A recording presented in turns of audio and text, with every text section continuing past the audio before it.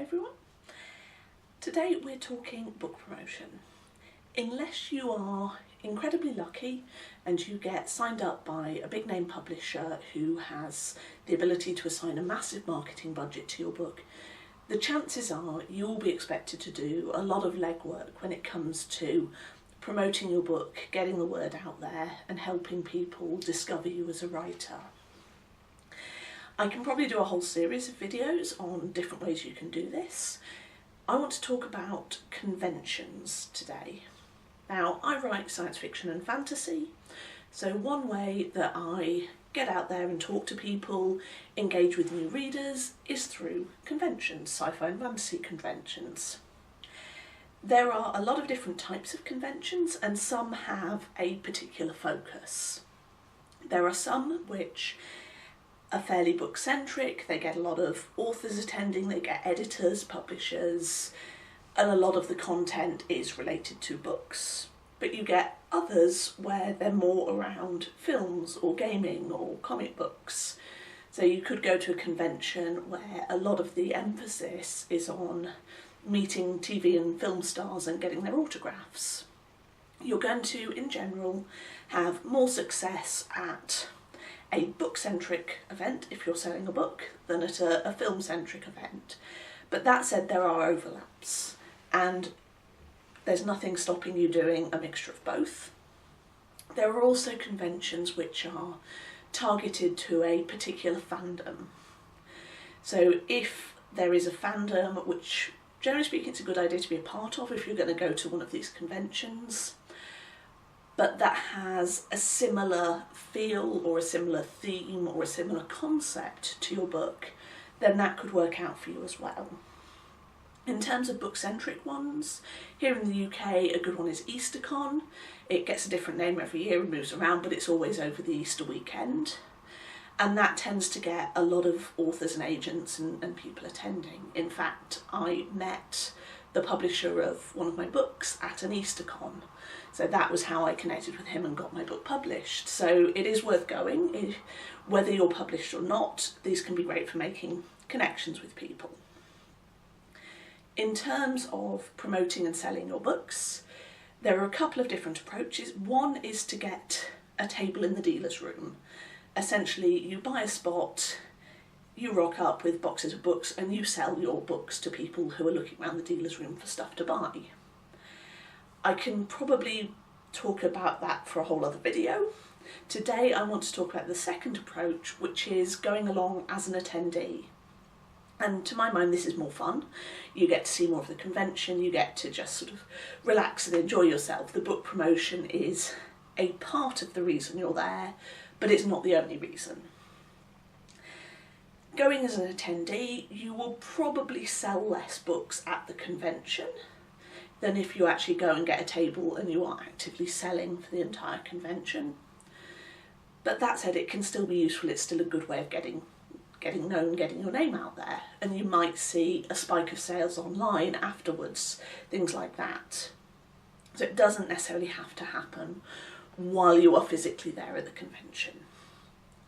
In terms of, as an attendee, ways of getting people to be aware of your book, there are a number of approaches you can take, because you don't want to be somebody walking around the halls going, let me tell you about my book, do you want to buy my book, here's my book, book, right in people's faces. You will annoy people rather than engage with them.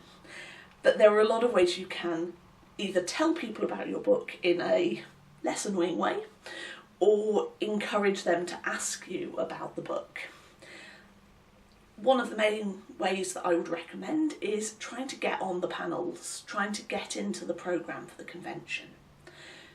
The sort of conventions I'm talking about will have a lot of events where a group of people, usually about 5, it can be a few less, not often more, will come in and they will discuss a topic. They will answer questions, they will have a debate around a particular subject. But when you go into those panels, there's always a little bit of an introduction at the start. So whoever is moderating will ask each of the panel attendees to introduce themselves. And pretty much inevitably, at least one of the people on the panel will be there going, "Hi, I'm Jessica Meeks and I write books about X and Y. Hi, I'm so-and-so, my latest book comes out and I've got a book launch party tomorrow." Or, "I've written a book called X." Keep it short. You don't want to annoy people again.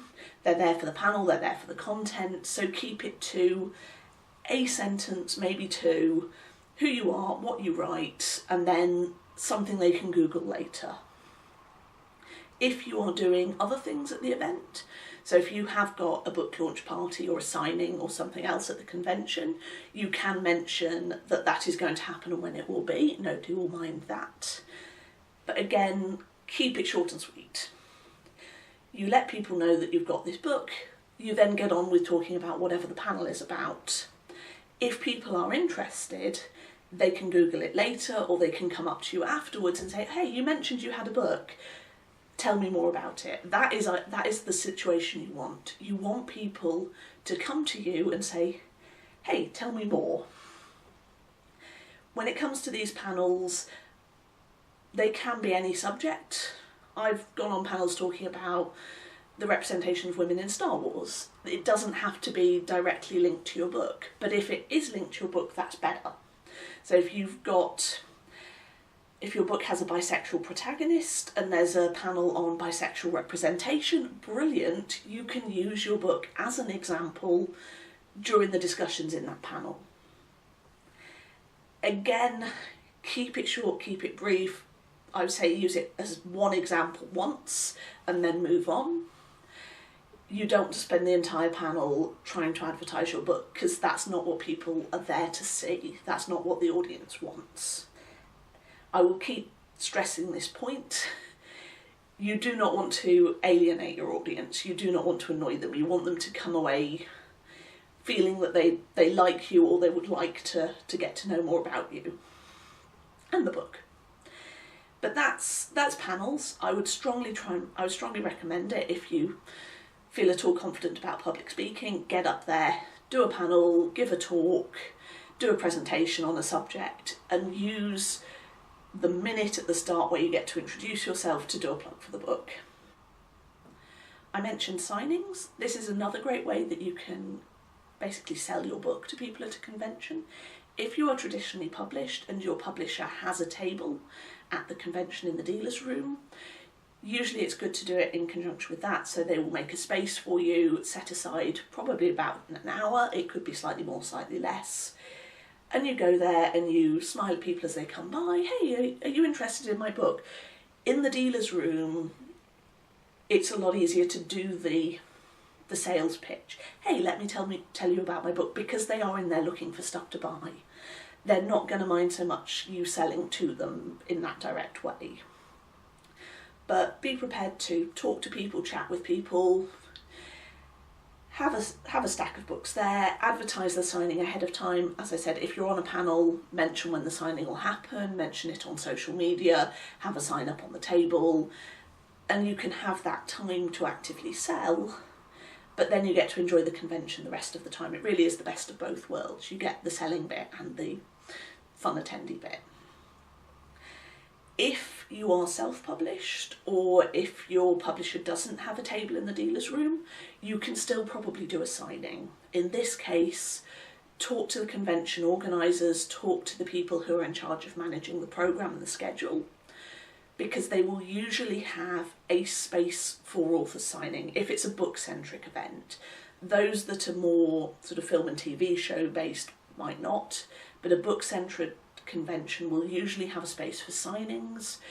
Let them know well in advance that you have a book that you want to participate in a signing, and they will usually find you a spot on the schedule. I say usually, it depends how big the event is, who else is coming. If it's a choice between you and George R.R. Martin, they're going to go with the famous big name author, but most conventions want to support the authors that are there. So it's a good idea to do that. Have a signing, rock up with a box of books, a couple of spare pens, and again, take that time to meet people, talk to people. You don't have to necessarily sell them the book on the day. A lot of people buy ebooks, So having something that you can give them that they can take away and Google later and look up the ebook later is a great idea. And that brings me to my next point, which is flyers. Having something that you can give to people, that you can show to people, that you can put somewhere for them to pick up. A lot of places, a lot of conventions have a table for flyers, sometimes several. And you can put a little stack of your flyers there, just sort of book covers on the front, bit of blurb text explaining about the book on the back, a link to your website or where they can buy the book, QR codes where if they scan it with the phone it will take them to the Amazon page, something like that. And you can show these to people. You can give them to people and you can just leave them on the flyers table. I would say don't sort of drown the flyers table in your flyers. Have a pile of them. Leave a small number at the table and then check back periodically and top it up. So as they start going down, add a few more. People do use the flyers table, they browse for things they might be interested in, and again, you want to engage them when they're interested. You don't want to annoy them, but if they are looking, they will happily take the flyer and go away and read it. You also want to just start a conversation with people, or you want them to ask you. The same happens with the flyers, the same happens with the panels. You give them an opportunity, you let them know that there is a thing they can ask about, and you let them come to you. A common approach I've seen with this is t-shirts. So the author and sometimes a friend or a partner will get the book cover printed on the front of a t-shirt and a few words explaining, so as a hook of what the book's about, or maybe just, hey, ask me about my book, or just the title. Something that people will look at and go, hey, that person has a book out. You're not overdoing it, you're not annoying them, you're not sort of forcing it down their throats, but they can look at you and go, yeah, that's an author, that's somebody with a book.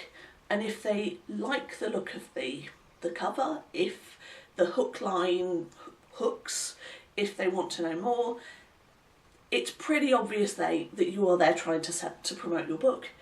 They will be willing to come up and talk to you. They will ask you questions about it and you can have a conversation. So have something ready, an elevator pitch. Yeah, my book's about X, Y and Z. Something short, something snappy. If they are still interested, once they've heard that sort of short, snappy, couple of sentences intro, then you can have the more detailed conversation. If they're not interested, let it go. You can still talk to them about everything else. It's figuring out where there is interest and pushing when there's an open door, backing off if it doesn't look like they're interested. The t-shirts is just one way. Another idea is to have something related to the book that you can use, again, to spark a conversation, to generate interest. And for that, I have my little cuddly wolf. So this is Cuddly Thomas. He is my shameless marketing wolf. And I have one of my books about the fight for civil rights for werewolves. So we have my little wolf protesting for werewolf equal rights. And that is something that frequently gets a chuckle, people find it amusing, people want to cuddle the wolf. And that lets me get in there to start a conversation. Somebody who has no interest in werewolves will not ask me about the wolf. Somebody who is interested and finds the idea interesting, finds it intriguing, is likely to be interested in the book, and that gives me a starting point for the conversation. Again, I am giving them something that, by carrying this around at a convention, they can come to me and go, oh, what's with the wolf? And I've got a conversation there. I've got a way in to talk to somebody, but without it being hard sell, hard sell, hard sell. It's finding that balance, and that is the key. And this wolf also comes with a little handy pocket behind the protest sign in which I store advertising cards. So similar to the flyers, I have the book cover on the front, I have a bit of text on the back which explains the blurb of the book. I've done these cards for all of my books. When I first did my first book, I just had the cover on the front, and the first thing absolutely everybody did, they pick it up, they turn it over to look at the back. So very quickly I learned, okay, I'm going to put something on the back of the card as well. These are just custom printed business cards. There's a lot of services that let you do custom business cards. Upload the book cover at the front, put the text on the back, you've got yourself an advertising card. It's, again, something you can hand to people, they can take away, they can Google the book later. I've seen people do something similar with bookmarks, so you can have a physical object. If you tell them the name of the book and it's sort of late at night in the bar, they might not remember in the morning. If you give them the card with the title on, much more likely to remember, and they go, oh, that sounded interesting, I'll Google it. It gives them a reminder. Other people do other sort of giveaway items like pens and so forth. More people go for cards and bookmarks as authors, mostly because they're fairly cheap and they're less bulky. People are more likely to keep them around. But there's different options there. And it doesn't just have to be something like The Wolf. It doesn't have to be something that is specific tied to the book. I've seen one author, a guy called David Wake, at a few conventions go around with a sort of book stand, portable book stand that he wheels around that has a poster for one of his books on the front, and it has a little supply of his books in the stand, so if somebody's interested, he's got the stack of books there, he can do the sale right there and then, which is quite clever. I've not seen many other people do it, because partly, I'm not sure why, probably because it's sort of quite a large stand, so it takes up a lot of space. But it's something that clearly works for him, because I've seen him use this at a number of conventions now. And people will see this wheeling around with the poster of the latest book and go, oh, I think I read iPhone by him and that was quite amusing. I wonder what the new one's like. And it gives, again, a way for people to start the conversation. And that is the key. Whatever technique you go for, whether that's carrying around a related object, whether that's a t-shirt, whether that's just handing out flyers or mentioning you have a book on a panel, you open the door and say, hey, come talk to me if you're interested. You're not chasing people down, you're not hunting them, but you are being open and welcoming and saying, hey, let's have a conversation. I want to talk about my book. If you want to hear about it, let's talk. I'm sure there are other ideas that people can have for conversation starters. If you think of any good ones, leave a note in the comments. And as always, like and subscribe if you want to see more videos like this. See you next week.